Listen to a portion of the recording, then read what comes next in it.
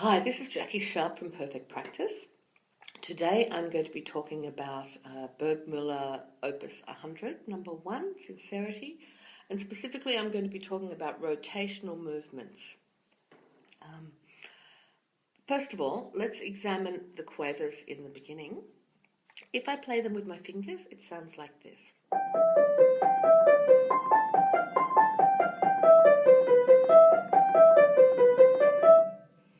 Now, not only is that quite painful for my fingertips, but it has a harsh sound, listen.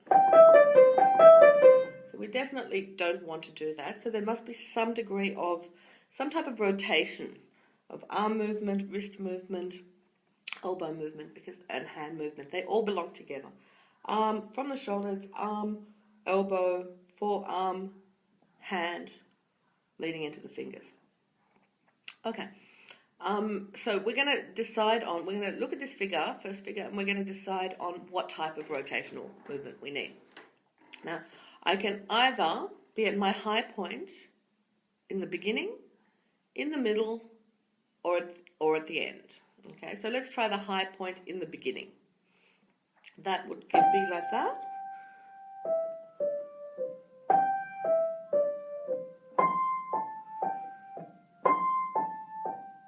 Now the result of that would be an accent on the first note. I don't think that's a very good idea. Let's try if we put the high point of the movement at the end.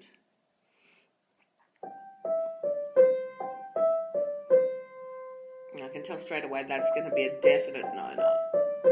So let's try putting the high point of the movement into the middle. That would result in this type of circular movement. So we go.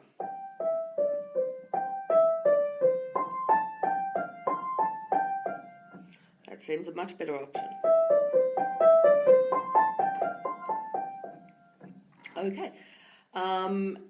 So we basically make a little circular movement which has its peak here, and I let the hand travel with me.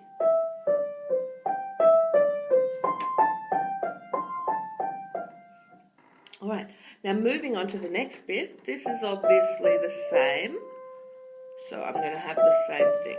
Now, do I have the same thing next? Let's see. So we're going to try to make the peak of that movement here. Now the result of that would be to overly accent the thumb. We don't want to do that. What we're going to think here is of rotation rather than having a peak of a movement. So if I play this with my thumb, with my hand still going the same way, angling the same way here, and then changing direction, that is going to give me an accent that I don't want on the E. Watch.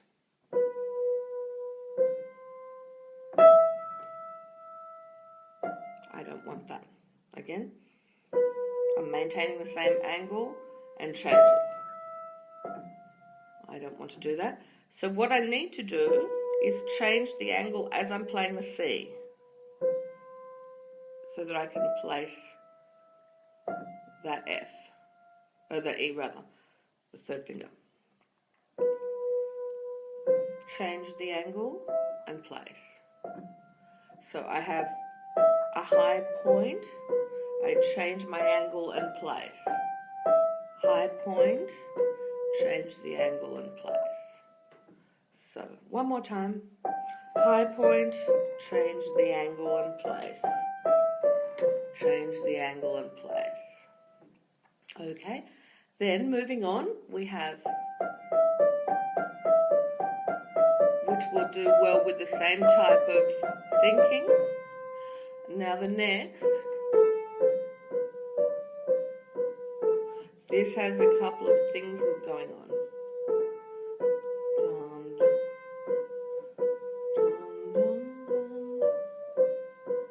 So this is more just an upwards and down movement. But then we go to that same shape as we move down the scale. So upwards, downwards movements.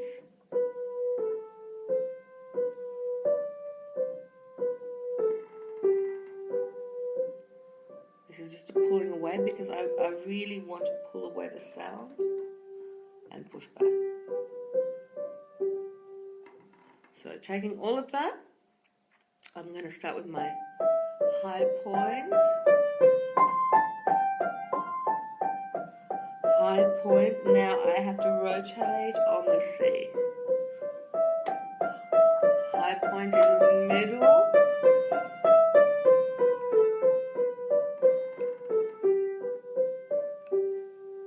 Moving on. Now we're going to be doing it interestingly in both hands. Let's take a little look at the left hand.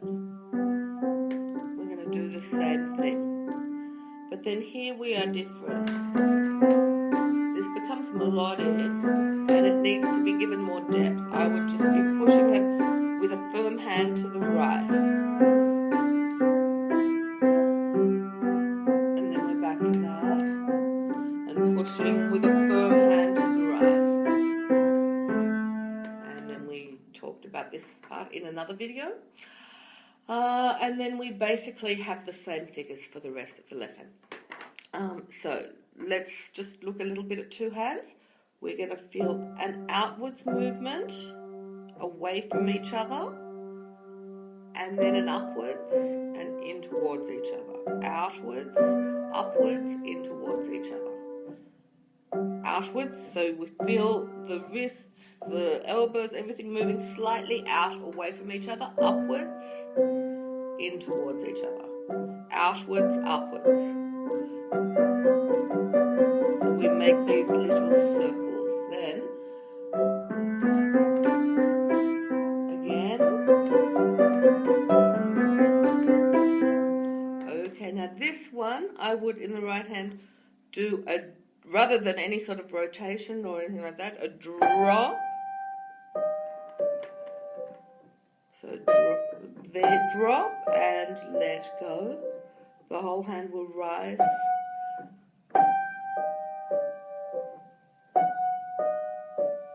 Now there's two options actually. We can either lift the hand, which I've seen many people do, but to me, at this point, I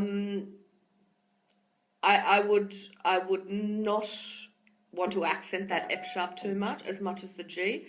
So I would focus on the G, lift the hand, and then play a legato F sharp. So I use the weight of my hand to play this. And then this one I want to be strong and deep. So here I'm going to go out and left, up and down. So up and down and up and down, up and down, up and down, up and down.